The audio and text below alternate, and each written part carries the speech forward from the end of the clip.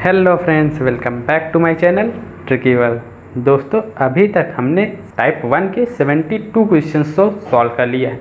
आज इस वीडियो में हम 73 से लेके आगे के क्वेश्चंस को देखेंगे। तो चलिए फ्रेंड स्टार्ट करते हैं। तो 73rd क्वेश्चन है हमारा, रेशियो ऑफ 25 की पावर 30। अब देखिए यहाँ पे फ्रेंड 5 दिया हुआ है, तो हमेशा हम जो छोटा वाला रहे, जैसे देखेंगे छोटे वाले को, तो यहाँ छोटा वाला पहले इरेज कर देता हूँ, नहीं दिया मुझे छोटा वाला। हाँ, छोटा वाला क्या है 5, तो हम बड़े वाले को इसके टाइप में तोड़ने की कोशिश कर लेंगे कि ऐसा कुछ हो जाए, इसके फॉर्म में आ जाए। तो हम 25 को हम क्या लिख सकते हैं, 5 का स्क्वायर, तो 5 का स्क्वायर होगा। अब स्क्वायर ऊपर एक स्क्वायर में है, मतलब दैट इज़ 5 इंटू, और यहाँ पे हो जाएगा हमारा 2.5 दिया हुआ है इस टू 5 का क्यूब, ये हो गया। अब हम जब जानते हैं कि a की पावर b की पावर m होता है एक्सपोनेंशियल फॉर्म में, तो ये हो जाएगा abm, मतलब ये दोनों प्रोडक्ट में हो जाएंगे, ये मल्टीप्लाई हो जाएंगे। तो इसी कॉन्सेप्ट का हम यूज़ करेंगे। तो यहाँ पे हो जाएगा हमारा 5 दूनी 10, तो मतलब ये हो जाएगा 5 की पावर 5 इंटू 2 की पावर 5 की पावर 3। अब हमारा यहाँ पे कुछ नहीं, यहाँ पे इसको काटेंगे तो यहाँ माइनस हो जाएगा, क्योंकि a की पावर m अपॉन b की पावर a की पावर n जो होता है, दिस इज इक्वल टू होता है a की पावर m माइनस m। जब बेस सेम रहे तो पावर सब्ट्रैक्ट हो जाएंगी, अगर डिवीजन में, अगर मल्टीप्लिकेशन में तो ऐड हो जाती हैं। ये सब बहुत बेसिक बातें हैं ना फ्रेंड, फिर भी मैं बताता चल रहा हूँ। तो यहाँ सब्ट्रैक्ट कर देंगे तो 5 की पावर 3 बचेगा, सॉरी ठीक है 2 बचेगा, क्योंकि 3 तो सब्ट्रैक्ट हो जाएगा, और इस टू 1, तो यही हमारा आंसर होगा। 5 का स्क्वायर कितना होगा, 25/1, बस हमारा आंसर। अब ये थर्ड प्रोपोर्शनल कुछ नहीं, थर्ड प्रोपोर्शनल हमने पहले ही बात कर ली थी, ये क्या हो जाएगा 18 2 बार हो जाएगा प्रोपोर्शन में, क्योंकि थर्ड पूछ रहा है, इस टू एक्स हमारा हो। एक बात ध्यान रखिए, जो पूछेगा फ्रेंड, अब फोर्थ पूछा तब भी हमारा फोर्थ यहाँ पे आएगा, थर्ड पूछे तब भी हमारा यहाँ पे आएगा, जब मीन पूछेगा तब हमारा यहाँ कहीं पे आएगा, नहीं तो हमेशा थर्ड पूछे या फोर्थ पूछे हमेशा लास्ट वाला ही लेना है। अगर थर्ड पूछेगा तो 2 ही वैल्यू दी रहेंगी, तो जो सेकंड वैल्यू रहेगी उसको रिपीट कर देना। और फोर्थ पूछेगा तो हमारे पास 3 वैल्यू दी रहेंगी, तो कोई ज़रूरी नहीं है किसी को रिपीट करना, बस फोर्थ वाला एक्स ले लो। तो यहाँ पे क्या हो जाएगा, that is product of scheme 12 into x is equal to 18 into 18 हो जाएगा। अब काट दो, तो 6 से काटेंगे, 6 तरीक 18 और 2 बचेगा, तो 2 से 9, तो 9 तरीक 27 हमारा एक्स की वैल्यू हो जाएगी।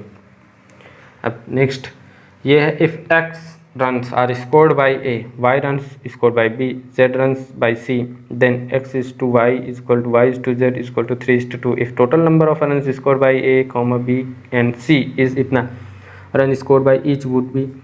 हाँ फ्रेंड, यहाँ पे कोई दिक्कत नहीं है, हम डायरेक्ट वैल्यू रखते हैं। X is to Y दिया हुआ है, Y is to Z is equal to this दिया हुआ है, और क्या दिया हुआ है, तो डायरेक्ट ना x की value x is to y is equal to 3:2 हम ऐसा लिख सकते हैं।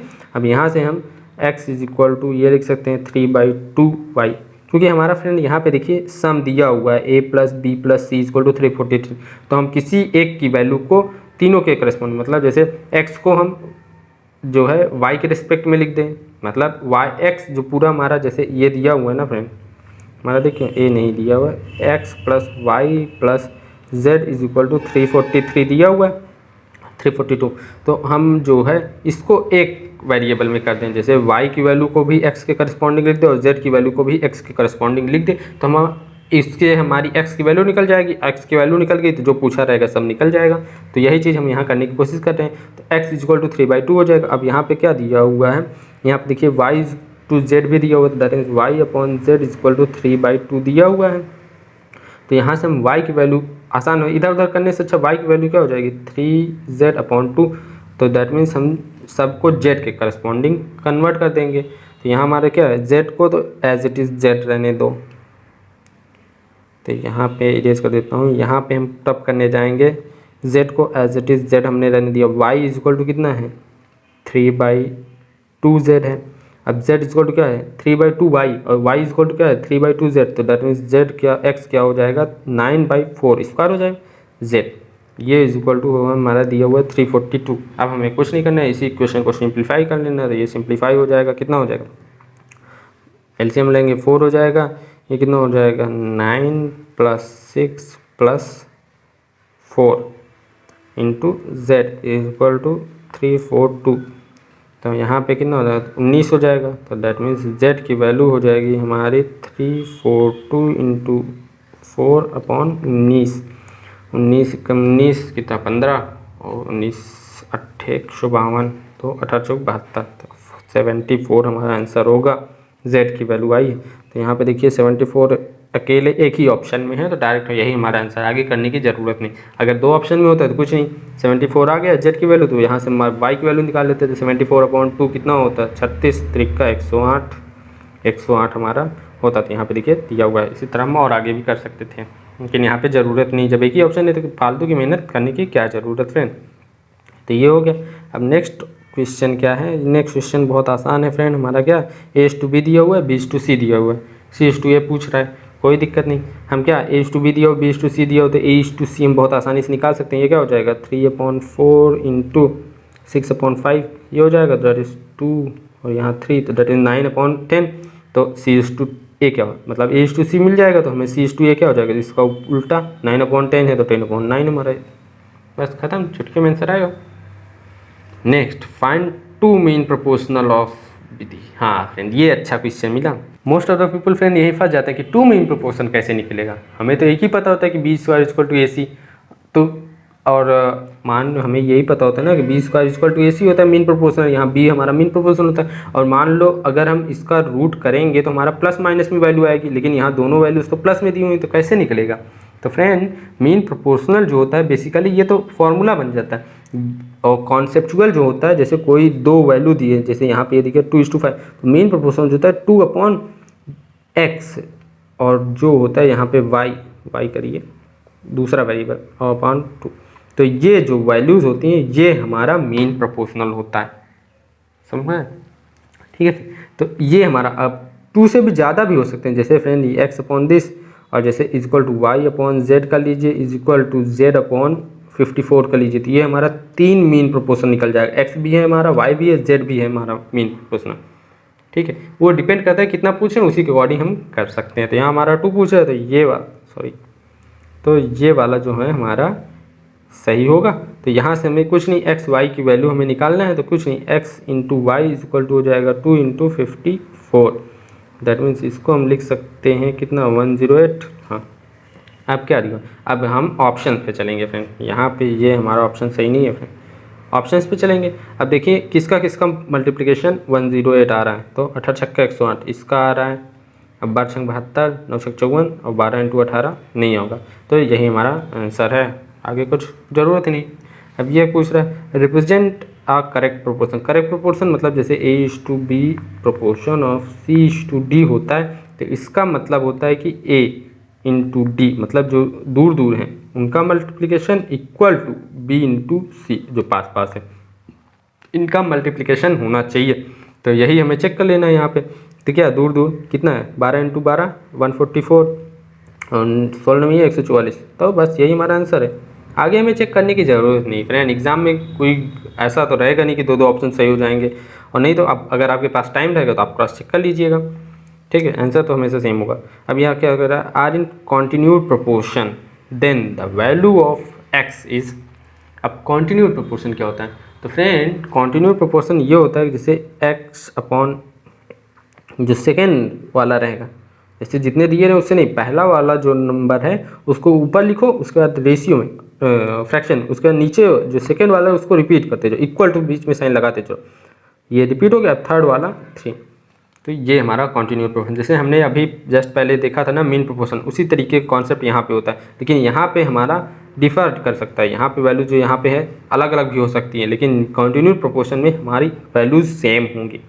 तो मतलब क्या हुआ, जो हमें कुछ नहीं करना है, जैसे जो फर्स्ट नंबर रहेगा उसको सबसे पहले लिख लेना, उसके बाद सेकेंड नंबर जो रहेगा उसको नीचे लिखो, वही नंबर इक्वल टू करके दूसरे का फ्रैक्शन का न्यूमरेटर कर दो, उसके बाद जो नीचे रहेगा वो थर्ड नंबर। अगर यहाँ 4 डिजिट होती तो थर्ड नंबर ये हो गया ना, तो यही थर्ड नंबर इक्वल टू में जाके यहाँ न्यूमरेटर हो जाता, फिर डिनोमिनेटर में फोर्थ नंबर हो जाता।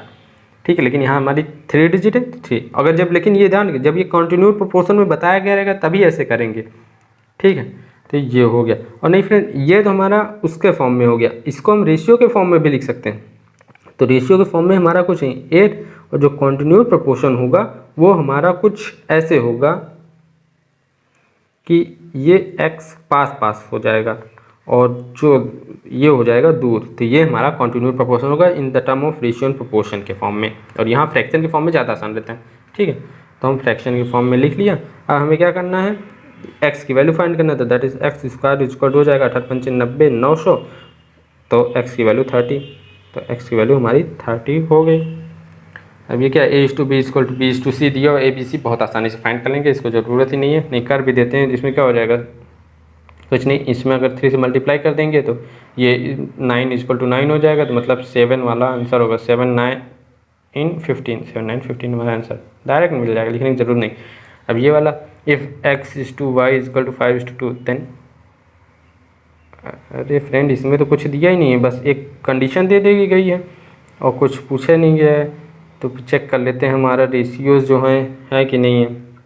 लेकिन फ्रेंड एक बात और, यहाँ किसी में 5 तो है ही नहीं, 0 है, तो इसका मतलब ये 5 के फॉर्म में आएंगी ही नहीं, तो इसका मतलब ये क्वेश्चन हमारा इनकम्प्लीट है फ्रेंड। चलिए इसको मैं नेक्स्ट वीडियो में चेक करके बताता हूँ, ये तो मुझे इनकम्प्लीट क्वेश्चन लग रहा है, ठीक है। चलिए नेक्स्ट आगे बढ़ते हैं, उसके बाद बताएंगे, हम देखेंगे अगर कुछ प्रॉब्लम होगी तो मैं बता दूंगा, और नहीं तो वो इनकम्प्लीट है क्वेश्चन पे। अब क्या है, the ratio of length of a school down to its width, जितना इट्स वेथ दिया, अरे फ्रेंड इसमें कुछ नहीं, वेथ दिया हुआ है, वेथ की वैल्यू क्या हो जाएगी, 1:2 इक्वल टू 40, रेशियो के फॉर्म में 1:2 दिया हुआ और रियल में 40 दिया हुआ है, तो ये क्या हो जाएगा, 1:1 इक्वल टू 20, पूछ क्या रहा है लेंथ, तो 20 × 5 100 डायरेक्ट वैल्यू। अब यहाँ क्या देगा, एक्स रेशियो प्रोपोर्शन में x is to y proportion to 2:3, value of y, कुछ नहीं, प्रोपोर्शन में दिया हुआ ना, डायरेक्ट हम 3x इक्वल टू 2y हो जाएगा, तो हम लिख देते हैं 3x इक्वल टू 2y। अब क्या पूछ रहा है, यहाँ पे भी 2 प्रोपोर्शन दिया, तो इसमें क्या हो जाएगा, 2 × 4 8 इज इक्वल टू पास वाले का मल्टीप्लीकेशन, तो 4x, तो यहाँ से हमारी x की वैल्यू हो जाएगी 4, x इक्वल टू 4, तो y की वैल्यू हो जाएगी, चलती हैं 12 और वो 2, तो y इक्वल टू 6, तो हमारा आंसर हो जाएगा 6। ये if a plus b is to root of ab equal to 4:1, if a is greater than this. हाँ फ्रेंड, जब कभी ऐसे क्वेश्चन दिख जाए ना, तो ऐसे क्वेश्चन को सॉल्व करने के बजाय आप ऑप्शन से चलिए, बहुत जल्दी आंसर आता है, चुटकियों में आंसर आएगा। सॉल्व करने जाएंगे टाइम भी लगेगा और थोड़ा इधर के भी चांसेस हो जाएंगे, क्योंकि कैलकुलेशन बढ़ जाती है। ऑप्शन करिए, बहुत आसानी से आंसर आएगा। ऑप्शन कैसे भी देखना है, ये देखिए, ये क्या दिया है, a is greater than b, greater than 0 दिया है। पहले यहाँ पे a/b दिया हुआ है ना, तो देखिए कौन कौन से वैल्यू, यहाँ पे a है, ये सारी a है, तो इसमें देखिए ये वाला किससे छोटा है, मतलब यहाँ ये दोनों, तो ये बड़ा है इससे, तो मतलब ये सही है, ये इससे छोटा है, तो मतलब ये वाला ऑप्शन हमारा कैंसिल कर दिया, ये हो ही नहीं सकता, क्योंकि a हमारा b से बड़ा है और यहाँ b से छोटा हो जा रहा है। इसी तरह ये भी कैंसिल हो जाएगा, क्योंकि यहाँ पे 3 - √2 3 + √2 से छोटा हो जाएगा, और जबकि कंडीशन हमारा फिर वॉलेट कर देगा, तो ये नहीं हो सकता, बजाय ये दोनों ऑप्शन बचे। अब इसमें देखिए, अब क्या दिया हुआ है, a + b दिया हुआ है 4, तो इन दोनों का सम करिए, किसका 4 आ रहा था, यहाँ 4 आ जाएगा, 2 + 2, और ये √3 कैंसिल हो जाएंगे, और यहाँ पे 6 हो जाएगा, मतलब ये भी कैंसिल हो गया, यही हमारा करेक्ट आंसर है, ठीक है ना फ्रेंड। तो आज की वीडियो में बस इतना ही। लेकिन फ्रेंड, जाने से पहले अगर आपने मेरे चैनल को अभी तक सब्सक्राइब नहीं किया तो एक बार सब्सक्राइब तो कर ही दीजिए फ्रेंड। Thank you friends.